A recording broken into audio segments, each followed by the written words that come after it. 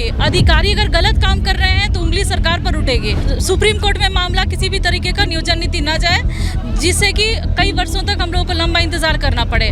बाकी फॉर्म आते हैं फिर से रिजेक्ट हो जाता है, फॉर्म आते हैं फिर से रिजेक्ट हो जाता है। ये कितने दिन तक लगा रहेगा कि हम लोग सिर्फ पढ़ेंगे और फिर कैंसिल हो जाएगा, पढ़ते हैं फिर कैंसिल हो जाता है। बस हम लोग चाहते हैं कि जितना जल्द से जल्द हो सके ये नियोजन नीति लागू हो जाए। हम लोग यही छात्रों की मांग जो है लगातार मांग कर रहे हैं हजारीबाग से रांची तक, लेकिन सरकार इस पे लगातार जो है अधिकारियों पे जो है वो क्वेश्चन राइज करे कि अधिकारी जो है वो गलत नियम बना रहे हैं।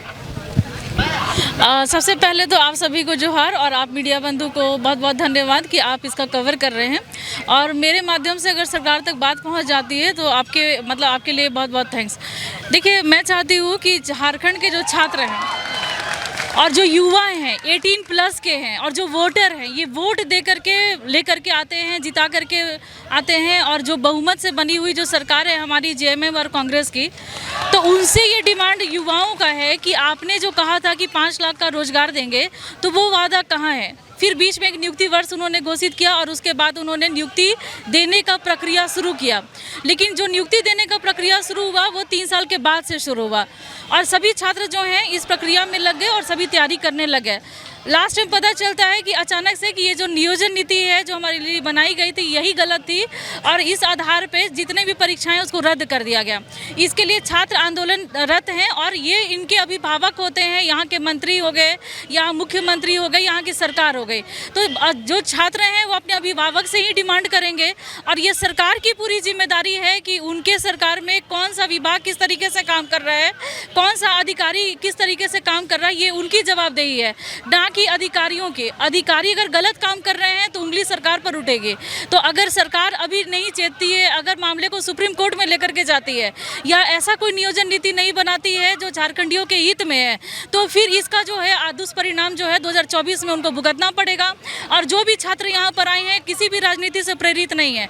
अगर झारखंड के सरकार को 2024 का चुनाव लड़ना है तो इसके लिए ज़रूरी है कि जल्द से जल्द नियोजन नीति में संशोधन करे और एक संशोधन के साथ नई नियोजन नीति लेकर के आए जो झारखंडियों के हित में हो और उसके बाद चुनाव लड़े। तो अवश्य ही हम लोग पूरा विश्वास के साथ कहते हैं और उनके लिए हवन भी हम लोग कराएंगे कि 2024 का चुनाव जो है वही जीतें। 3 मुख्य बातें क्या क्या है? हमारी जो मुख्य बातें हैं वो है कि सुप्रीम कोर्ट में मामला किसी भी तरीके का नियोजन नीति न जाए, जिससे कि कई वर्षों तक हम लोगों को लंबा इंतजार करना पड़े।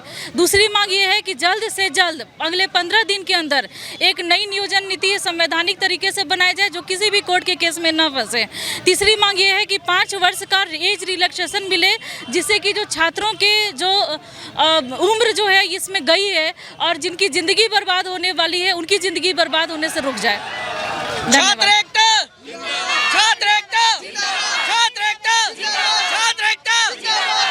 और ये तमाम जो छात्र यहाँ पे पहुँचे हैं ये किसी राजनीतिक दल से नहीं है और इनको किसी राजनीतिक दल से कुछ भी लेना देना नहीं है।